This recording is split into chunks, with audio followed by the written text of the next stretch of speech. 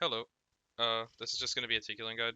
I just have some notes here, and this isn't scripted or anything. I'm just gonna go through some stuff I feel like is pretty useful for Tikilen fight if you haven't done it yet and you're still struggling. So my recommendation is going to be you'll want a team that follows a set of rules. If you just want like a specific like kind of like comp to tackle the Tikilen finals with, so that team is gonna end up looking something like this. So here we have just Ashlyn because I'm just gonna explain it pretty quick. Ashlyn's very important for this fight because one of the mechanics means that you need a consistent source of critical hits, which makes Ashlyn really important because he is the only unit in the game that can do a guaranteed crit with one of his skills. The other one being Haunted. So you pretty much have to have Ashlyn. He's pretty much required. And then we have a couple other roles that can be filled by a lot of different units. Big part of it is going to be like your investment, and then the skills on the units themselves. So we're gonna go over the healers real quick. So Millard, it's gonna be one of them. Then we have Hasumi, Ramona, Theo. We got a couple more, but if you want to just go to like mainly, there's gonna be two different kinds of healers you want to be using. You'll want like a really good like burst healer, where like you don't really have to boost their healing skill, and they can just fill up the entire party with just one use of their skill, which is where Millard and Hasumi come in. They're pretty decent for that. And if you don't have either of them, then Ramona is also like quite nice. The nice thing about Ramona is she has a passive that gives you regen when you toss her in the back row, and the unit in front of her will get health regen as well, so that can be pretty nice. Um, it's probably the best healer overall for this fight. It's probably gonna be Hasumi, just because she has the defensive buffs and she has multi-hitting light and fan attacks, which is pretty good. Uh, I'm stuck with Millard because yeah, Millard's kind of he's all right. I just he has a one hit AoE light, which is not great, but it'll do stuff because it's decent magic attack. Um, and then if we go to the other healers, the big one's gonna be Theo. If you have Theo, you there's basically no difficulty in this fight at all. He kind of just like he can just cheese the whole thing for you. You can yeah. Chances are, if you don't have Theo, you're probably watching this guide. If you have Theo, you probably don't need the guide, but yeah, Theo's just really good because he gives you huge regen, like 140 regen with 20% wind resistance up, which is pretty important for this fight. Like he has a lot of tools that specifically counter this fight, which makes it really good. But since we're poor, we don't have Theo, or our luck is bad, or we're stuck with Millard. I don't know. So we have to use 4-star choices. Yeah. So this sums up my feelings on it. The other options, if you don't have Theo, are going to be Cedric and Menno. Menno's pretty decent because you can use it as a backpack with one of our other units. You'll see in a bit. Um, Menno's real good for that. Cedric has a slightly higher regen strength, but he's pretty bad outside of that. Menno is just generally more useful despite having slightly lower regen. It's only like 10 potency, you're not really gonna notice the difference, and that wind resistance is pretty helpful for whoever is backpacking him. And yeah, now we'll go on to our tanks. That was the healers here. So we're gonna have our tank, just our one single tank. And the big issue with tanks in this fight is that they need stats and they need lots of stats. Skills are a little bit important, but the raw stats on a tank are really going to determine how effective they are in their role. With a healer, it's not so big of a deal, but with tanks, like you're really going to notice like those stats are going to be the difference between like being able to tank attacks that you need to take for your teammates and just flat out dying. So the best tank for this fight is Gilderoy easily. Gilderoy's like really good. 4.5 Gilderoy is pretty bad, but as you get him levels, and if you have Awakenings on him, it's also really nice. Like Awakening 1 is going to be plus $50 stats, and then the Awakening 3 is where he just becomes easy mode because he can just straight up tank stuff he really shouldn't be tanking, like just like full 3 attacks, or even like the sort of move that Tiki does that we'll explain later. But yeah, Gilderoy's like my best choice for this. He's what I use in my clear, so Gilderoy's really good. Um, the other choices are like not great because they're missing the innate wind resistance that Gilderoy has. That's a big part of why he's good, and that taunt. A couple of these other ones are like either they don't have the stats or their taunt is like just attack up, which is okay, but not really in this fight. If you're trying to clear it, you really don't want a taunt that isn't like boosting your defenses because then you just get swung into and die instantly. So that's kind of the problem we have with Tressa. She has a dodge, which is nice, but there aren't that many physical attacks in this. There's way more like magic, so the dodge doesn't do anything there. And obviously, it's not going to let you survive some of the more dangerous attacks. So, nice thing about Tressa is you can have the donate BP, which is really the only thing she's doing, sadly, in this. But she's a 5 star. She has the 5 star stats. An Awakened Tressa will be decent, just not as good as Gilderoy, but still decent. And then uh, we have two 4 star choices. There are other like merchants, but like they're like really not worth using. We're gonna be looking at Pia and Devon here. So basically, the difference between these two is Pia has the above 50% defense buff, which is nice, and then she has AoE light and a taunt that buffs attack. So the first two are pretty good. The third one, not so much. If you're using 4 star tank, you really need to have awakenings on them. Like it's pretty much required. Like just a awakening 0 4 star is not going to tank anything at all. Devon's slightly better for like just pure tanking, just because like he has the when he taunts, he gives himself the physical and elemental defense, which is pretty handy. So there's that. If I had to pick between them, I'd probably just say Devon, just for the like if you really do something that is not going to do anything other than tank the whole time. Uh, Pia's pretty good though if you have her and not Devon. But yeah, honestly, I would just recommend like having a 5 star tank. It's easily the most important role that you need in this fight besides the debuff role, which I'll go into right now. So there's only two viable debuffers in this fight, which is going to be Viola and Kurtz. Most people have Viola because yeah, everyone's rerolling for her, so they're going to have that anti-attack with both the magic and physical attack down, which is extremely important because that P attack is one of the few ways you're going to actually be able to mitigate AoE sword, for instance. Um, but yeah, if you don't have Viola, God help you. I don't know. I don't know why you don't have Viola, but if you don't have Viola, the only other choice is going to be Kurtz. Kurtz has decent speed, and he has that. He has a similar active skill to Viola, which debuffs both physical and magic attack, which makes him very important. If you don't have either of them, you might want to just wait until you get one of them. It's really unfortunate, but um, they fill a very important role in terms of like actually surviving. Because if you're just trying to clear it, you just want to be able to like go through multiple rotations without losing units. And Kurtz Viola is going to be like one of the two pieces that's going to let you consistently go through that. The other one being a healer with a tank. So Viola, uh, important in this fight, and she's going to be important in a lot of other arena fights in the future.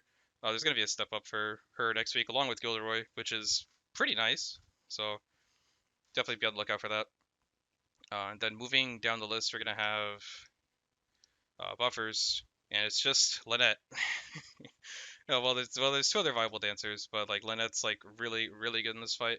Um, if you have Hasumi, she's probably gonna take up that Lynette spot, but Lynette in particular is gonna be she'll be buffing your attack, which speeds up the last portion of the fight pretty good.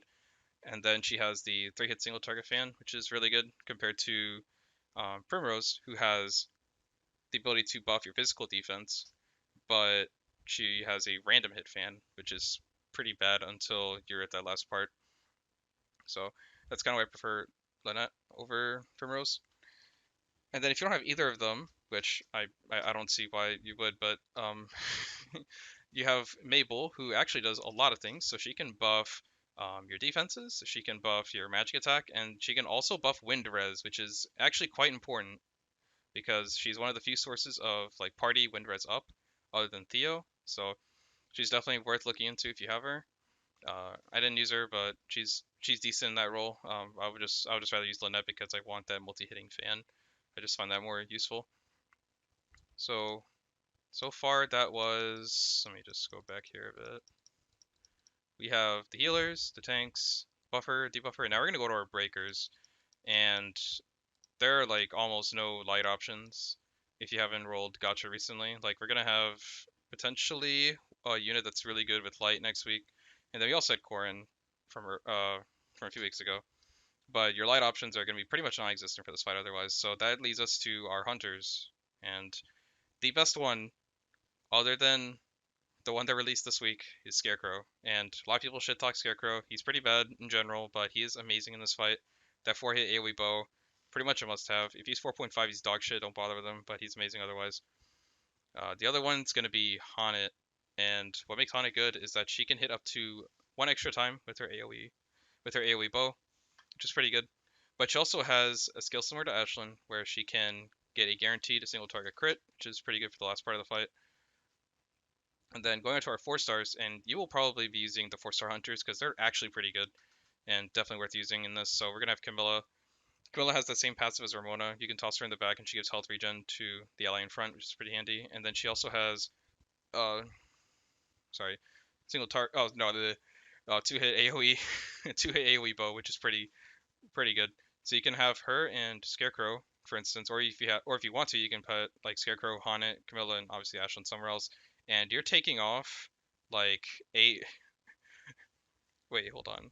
You can get like 5, 9, 11, 12 shields per turn, which is pretty silly. Probably not a good idea unless you like. It just depends on the situation, really. But if you wanted to, that's a lot of AoE bow spam. Pretty decent. Uh, then obviously you have Ashlyn. Like Ashlyn is like the only other unit that I think is like absolutely 100% necessary besides Kurtz and Viola, just because he has that guaranteed crit, which is really good, and he's also just a fairly decent 4-star unit in himself. And then our last 2 archers, they're kind of more niche, but I guess you can use them if you don't have the other ones, especially if you don't have Camilla. Um, these other hunters will be fairly useful. So Bertrand has a random target bow, which is kind of bad early on, but he also has uh, a multi-hitting single target lightning attack, as well as a one-hit lightning. Both of those are decent for the ads because the ads are weak to lightning, so that's going to be helpful for that. And then the last one is going to be Lucetta. And an interesting note about Lucetta is that since you're going to be using Viola or Kurtz, if you have Viola, you put her in the same row as Lucetta, so that way Lucetta's AoE defense down lasts an extra turn, which is pretty good. So that's my main notes on those. So if you go back to this template here, I'll show you a example team that I used using this template. It's gonna be pretty similar. So Ashlyn, 2 healers, 2 breakers, the buffer, debuffer, and the tank. So let's go over to BlueStacks real quick. Should be there we go, perfect. So this is the team that I used to clear. So as you can see, we have our tank, Gilderoy, and then we have Menno backpacking for that wind res. So Gilderoy's wind res is slightly overcapped, because he has 20%, and then Menno also has 20%, but that's only gonna hit up to 30, which is fine. It's not really a big deal. So we have as well Lynette, Camilla, Millard, Ashlyn, Scarecrow, Viola. If I would change this team, like if I had like Theo, you probably swap out Menno for that, and then let's see, Millard you can replace with Hasumi, and I think that's it. Camilla's like really good, but you can probably swap out Haunted for that. So we have 2 guaranteed crits with Haunted and Ashlyn, just gonna be really good. So that's the team. Now we're gonna go back over to the slides here. Okay. Gonna fast forward a bit. So we're gonna go just briefly cover the mechanics. If I can find. Oh shit! I went too far. So Tiki has 3 attack patterns, and they're based on how much health she has and the ads that are present. So this first phase is just gonna be between 100%, 80% HP, and then she has this attack pattern, which you can see right here. So it's gonna be that 2-hit AoE wind, 1-hit AoE sword, 1-hit ST wind, 3-hit random sword every time.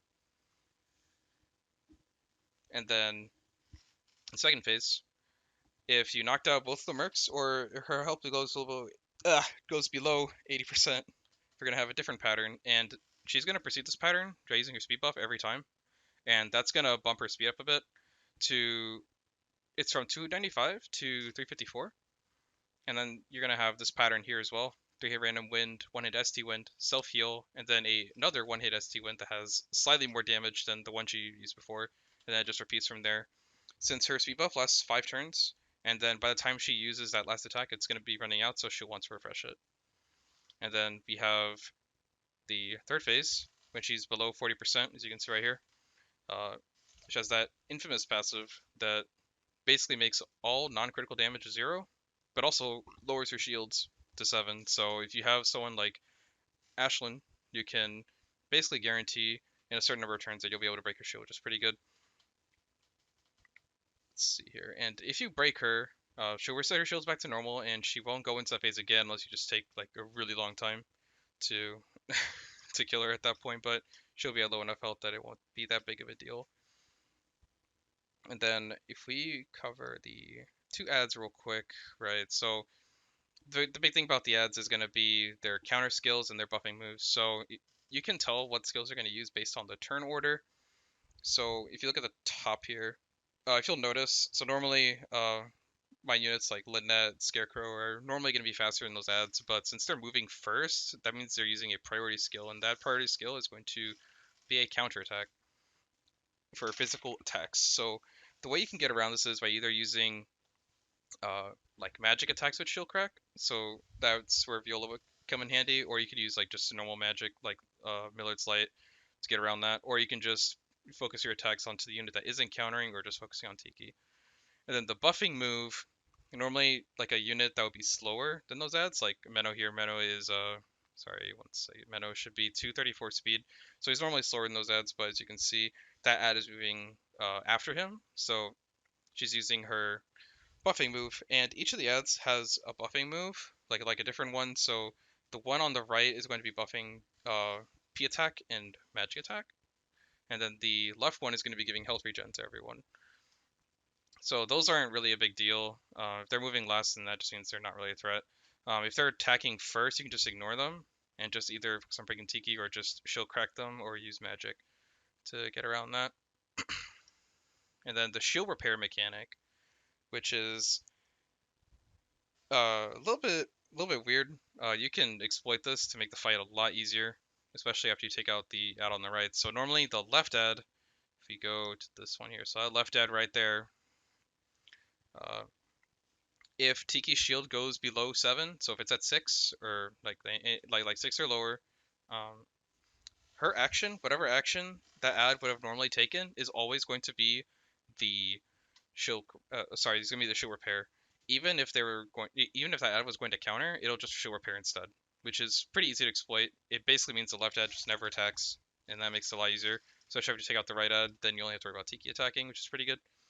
So I'm looking at some of the stats here. So Tiki normally has 295 speed, as you can see, and then the ads on the right each have 238 speed, and then if Tiki uses her speed buff, she'll go up to 354. So uh, as to why that matters, we're gonna just look at the team real quick and show off some of the equipment stats, whatever. So we'll just go over the stats real quick. So the interesting thing about this Guild War in particular, because he's A3, is that at level 86, he gets a skill over on this board. Yes, all stats plus 5. And that, combined with the Awakening, at level 86 is enough to outspeed these ads by exactly 1 point, which is pretty nice. It's not like required or anything, but it is pretty good. It makes him a lot more effective at tanking because it pretty much means that he can just go in, get his defenses buff before he gets hit by anything, which is really good.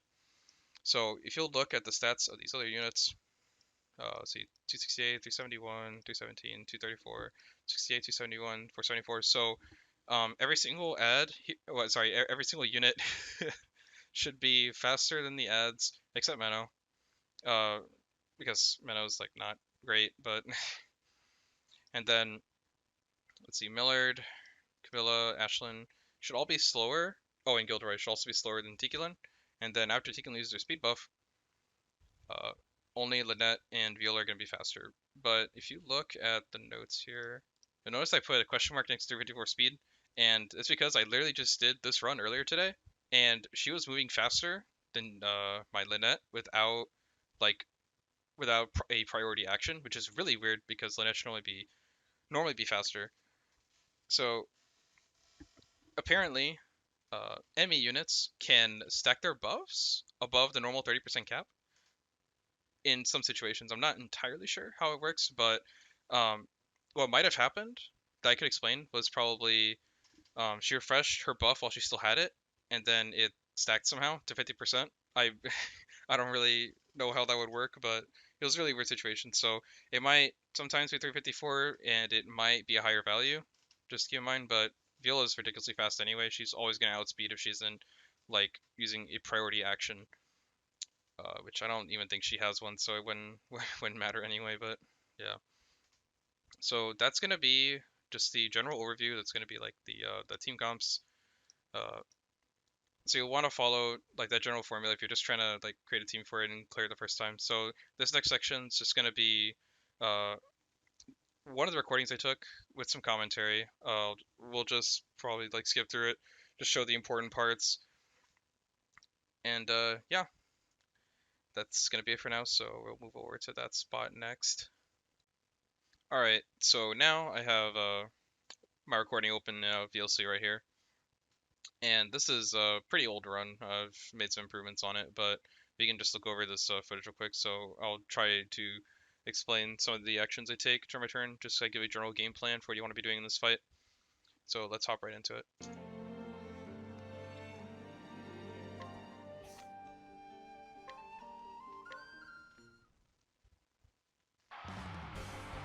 Just lower the sound a little bit so it's not too loud. Yeah, it should be fine. Okay. So this first turn is probably the hardest in the whole fight if you don't really know what you're supposed to be doing. So I know right away that I want to get my mitigations up and then get Tikilen's shield down to a certain point, and then I will work on the right ad until it's dead, and then the left ad, and then Tikilen. That's pretty much just the general like flow of the fight with this setup. So I'm gonna be on this first turn.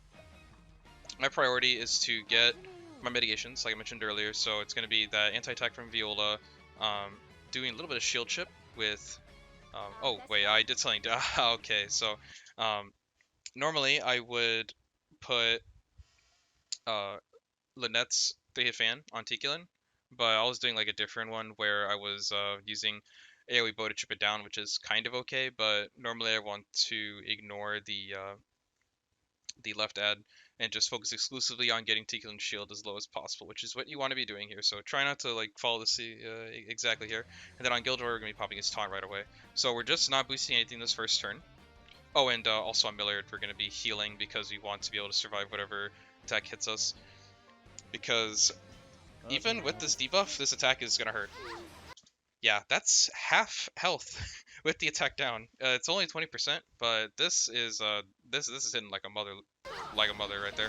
So gets AoEs in, healing up, get the taunt, and then next turn we're gonna do pretty much the same set of actions, except we're just max boosting.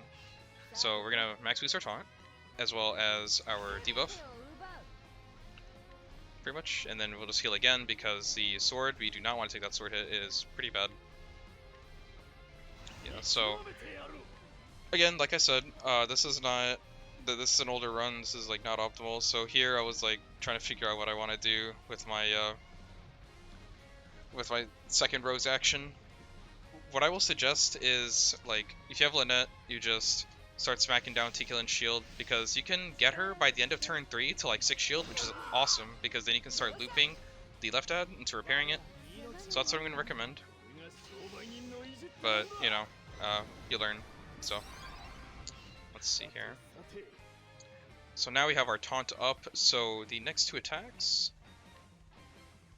yeah. So that right ad is not going to do damage. She's just buffing, so we're only worried about 2 attacks from Tikilen right now. And meanwhile, we're just going to be chipping down shields. Let's see. Might skip a little bit forward here. I'll see if I can get to a part where they're like countering, right? It's a nice thing about recording the run and then commentating is that you're not distracted, so you don't just make stupid mistakes. Pretty handy, you should try it sometime. So we got that buff. That buff does, like, it looks like a bad thing, but it's really not. As long as she's debuffed, it's not, doesn't make that big of a difference in terms of your survivability, fortunately. Just make sure you have the attack down debuff on her pretty much at all times. You don't have to like constantly use it, but like if it's getting to like the 2 turns, like 1 turn left, or if it's like, you know, just gone, you can have Viola ready to tack it on again. And the nice thing about having 2 healers here is because without that extra healer, Millard would just be spamming his heal over and over and over, and that's not fun. We need him to regen SP. And plus we want to be able to use Ashland's action, right? So we got Menno for that. With his regen, it's not as good as Theo's, but it works. It's decent enough. Let's see. Oh, right, so on this particular turn we're going to see that they're countering, so we're going to have to work our way around that. Oh, and another thing I want to point out here, so yeah, we're just debuffing because, yeah, I'm debuffing with Viola on that right ad because I want to set up a break next turn. So because Viola's passive is that she adds an extra turn to debuffs, if I break this ad next turn, then I will have used enough of the debuff without having to boost it, which is pretty good. Let's see. So then I want to explain what I did with Millard here real quick. Something that is worth noting. Let's see. So I had him use Guardian Aura 2, which is buffing our elemental defense. So if you notice, Gilderoy was here and he moved to the back, so he got that buff. And why that matters is because his taunt is going to be it's going to be that elemental defense up, and then with Millard's elemental defense up, he caps out at 30%. Now, I think in this particular run, I was being pretty trash, and I let the buff drop off, but if you are able to keep refreshing his buff before it runs out, he just has that 30% elemental defense up permanently, which is really nice to have. So you want to use Guardian Aura at least once. You don't have to constantly use it. Just use it like at least once, and then you should be chilling. Alright, so now this left ad is going to be doing her thing. We're just going to skip forward a bit. Let's see. Oh, let me see. We broke this ad here. Right. Shoot. Actually, did I play that over? No, I didn't. So, since we set up our taunts and our mitigations properly, we can just go crazy on damage without really having to worry too much about any retribution. Because, you know, that right ad's broken, the left ad's too busy fixing Tikilen's shield. So only Tikilen's able to do anything, and she isn't one-shotting anyone because we grinded our awakenings and our units are not trash. So, pretty good. I think that's all they wanted to point out in this section. We can just skip forward a bit. There's not too much here other than just, yeah, don't do this. This is dumb. Also, don't do this. This is also dumb. This is why this is why we're going over the video again, so you can point out the things you shouldn't be doing, so you can have a smoother run than me. So, you don't break Tikilen, so you can just keep her below that shield, so that way we make sure that left ad is wasting their action. And we don't break the left ad because it's just bad turn economy. You just want to focus the right ad anyway, so you can just get max damage off. Occasionally debuffing with Viola just before you break, and then going ham with the damage. Yeah, try not to use Shower of Arrows that much. I would actually just max boost with your archers, because you'll get that BP back anyway. It's a long battle. Like, don't worry about, like, boosting. Like, oh, if I boost now, then I'm not gonna have it later. Like, well, you'll want to use it earlier, so that way you're regenning BP sooner, is how I would look at it. Okay, let's see. Let's skip forward a bit here. This is pretty slow because, yeah, see, let's see, 3 turns from now, I already killed this unit in my most recent run, so this is pretty trash. Let's skip forward a bit here. I don't think there's anything different other than just like, oh yeah, the big thing is about this fight is you want to make sure your buffs are up. Like, you want to just maintain them. So like having that attack down, obviously, having the taunt.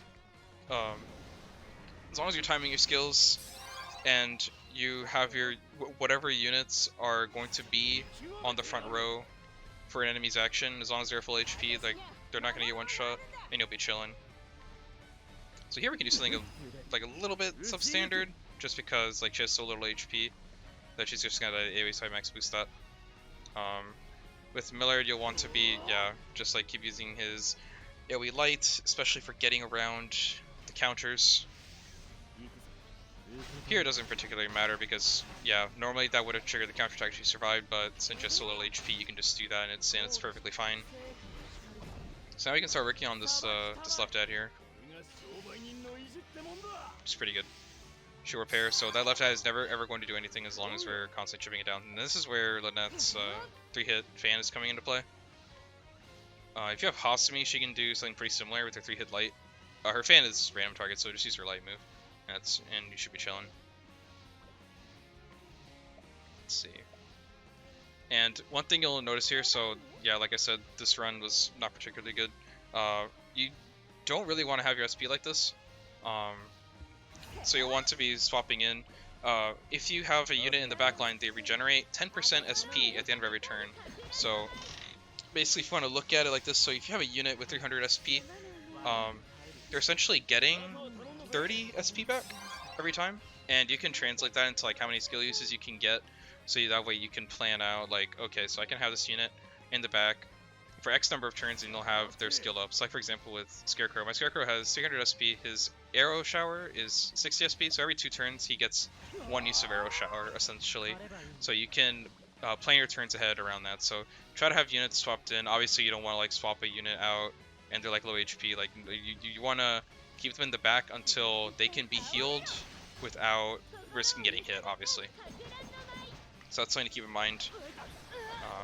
It's like my most recent run, like it was much faster. My units are pretty much near full SP because the management was smarter, and this is something you'll get better at as you keep doing the fight. But if you're just trying to clear it the first time, this is pretty handy so you don't like just, oh shit, I have 0 SP and this unit's about to do this, and yeah, you're just kind of screwed. So let's see. Just skip ahead a bit. There's not too much happening right now. Like this is just since I'm playing slow on purpose. My first clear is much longer than this, by the way. This was like, I think it was like an extra, like four turns, which is not great, but we learned.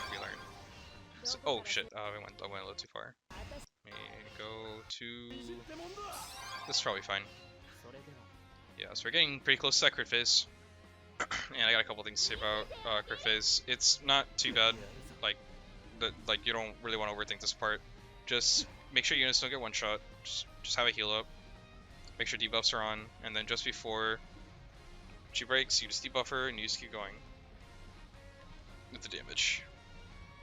Oh, nice about having your tank here, or tank being a merchant, is that they have a spear, so you can just punch those ads pretty quick with healing thrust. It does a lot of damage if you can get debuffed.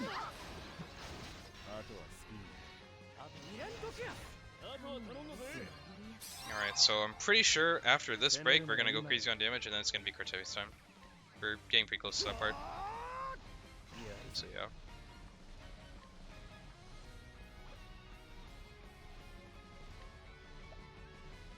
So not too much to say here. I'm a bit tired though. Why am I not clicking that button? I'm pretty slow on the draw here. Okay.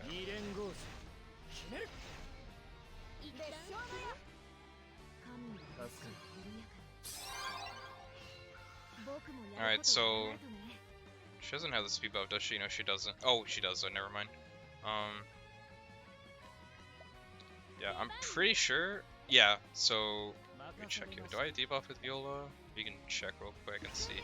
Right, so Viola is supposed to be faster than Tikilen here, which means Tikilen is going for priority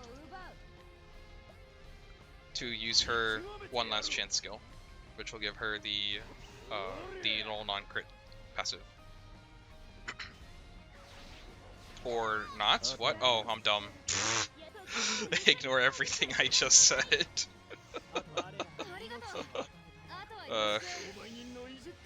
Wow, it's almost like I just broke her and she acts first anyway. I'm a weirdo. Okay.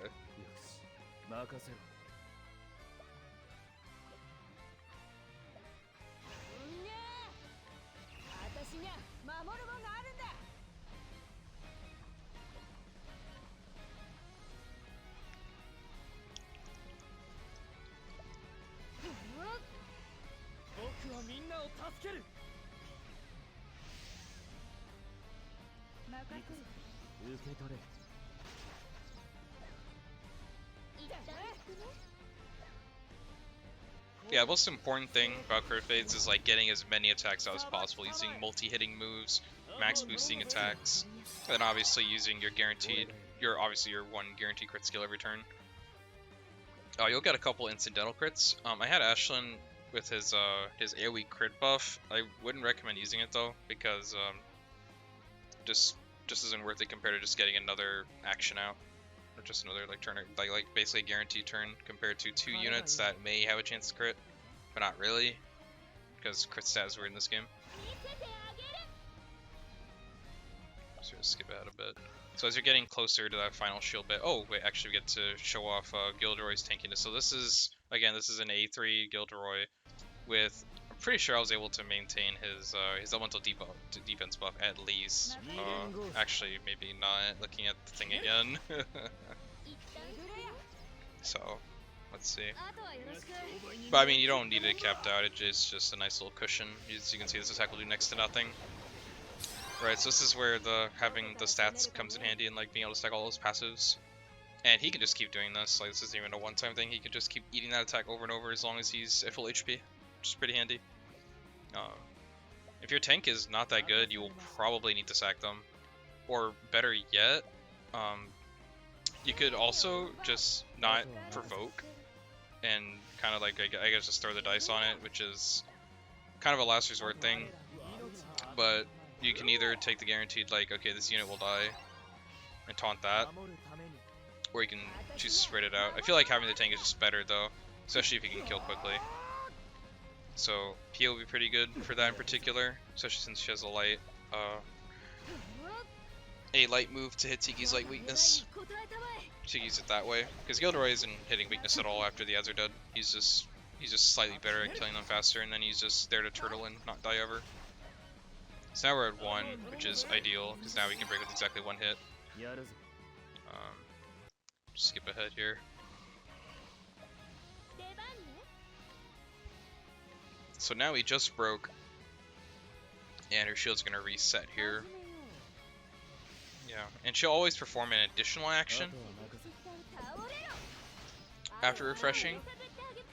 Whereas if you noticed before, after she uses her slicing winds, she buffs her speed, and she won't do anything else. And then when she applies the passive, she doesn't do anything else that turn. It's just she'll have an action to do when you get past that phase.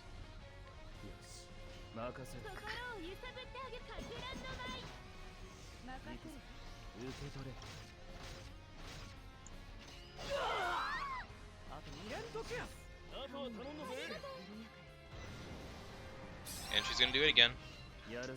And it's just the same thing. The nice thing about this is that, like, whenever you have like those like purple aura attacks, they're always gonna act last, so you can just plan ahead like that. It's the same thing with the ads always moving last using their special skill. Actually, I think here you can also elect to just, yeah, you can also just max boost. If you don't have to take the ult, you don't really have to eat it. You can just max boost, break it, as long as you have other units in the back that you can do damage with. Let's see here. What did I do for this part? Yeah, because I have 12 hits on the board. So it's like, if I don't have to take the hit, I'm not taking the hit. Screw that.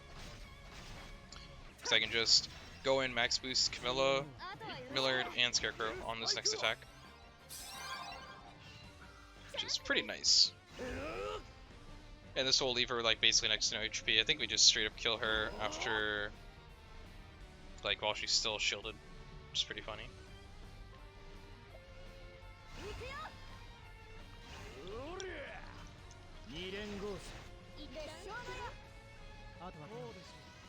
So I'll have some final thoughts on this as soon as this kill is done.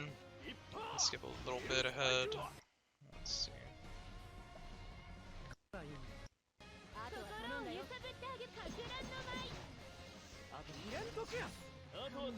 And just at a sliver of health. So unfortunate. If only I could do this kill a bit faster.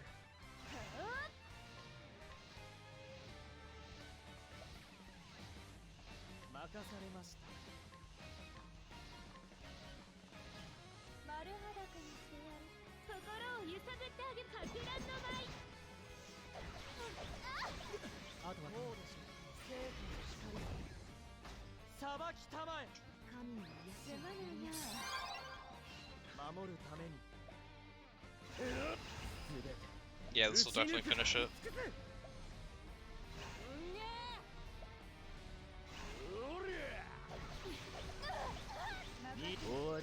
And done. And that's the Tikilen fight. Boom.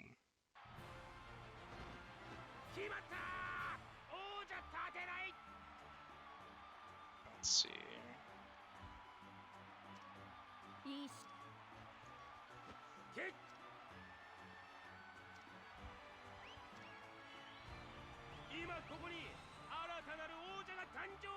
Skipping ahead a bit.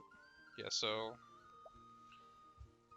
every time you re-clear, you'll get 8 fragments, and you can trade those in. So you get 3 of those like fragment thingies. So you get 24 per win that you can use to exchange for the accessory and the guide stones. Just going over skills, yeah. Oh yeah, and this run was particularly bad because I didn't have the shield crack on Viola, so that's one thing I'll put on there. A couple of the other skills, you don't really use every single skill slot here. It's not too important. Let me see, like Scarecrow literally just needs 2 skills. Viola, having the 4th skill is nice, but you really only need shield crack and then these debuffs. Double wide burst is just it's not too important. It's nice to have, but you can just have 3 skills. Ashlyn, same thing, 3 skills. Camilla, 3 skills. Meadow needs like literally 1 skill. He clicks nothing else. Gilderoy, 3 skills as well. So the awakenings. Let me see. Yeah. Your 4 stars, 100%. Awakening 3. I would not recommend anything lower than that because the Awakening 3 makes surviving so much easier. Let's see. So, yep, A3, very important. And then if yeah, one last recommendation before I go is gonna be if you are farming this fight is a massive pain in the ass to farm if you don't have Theo. Like Theo, you can just click regen and then not have to worry. You can do things a lot faster. If you don't have Theo, it's gonna be it's gonna be pretty slow to farm. So you'll have to consider whether or not you're gonna want to do that, or if you're just fine with just getting the 1 clear. So I may upload a cleaner run of this just to kind of show off like a couple things I was talking about, and then yeah, I think that's pretty much it. Hopefully this is helpful um, for anyone that hasn't cleared the fight yet. It's pretty straightforward as you can see. If you have any questions, I'm gonna recommend joining the Sheets of Cats Discord. I'm gonna be in it. There's a couple other people in it as well who are very nice, very helpful. They will answer any questions you have, and that will be it for now. So I will see you later.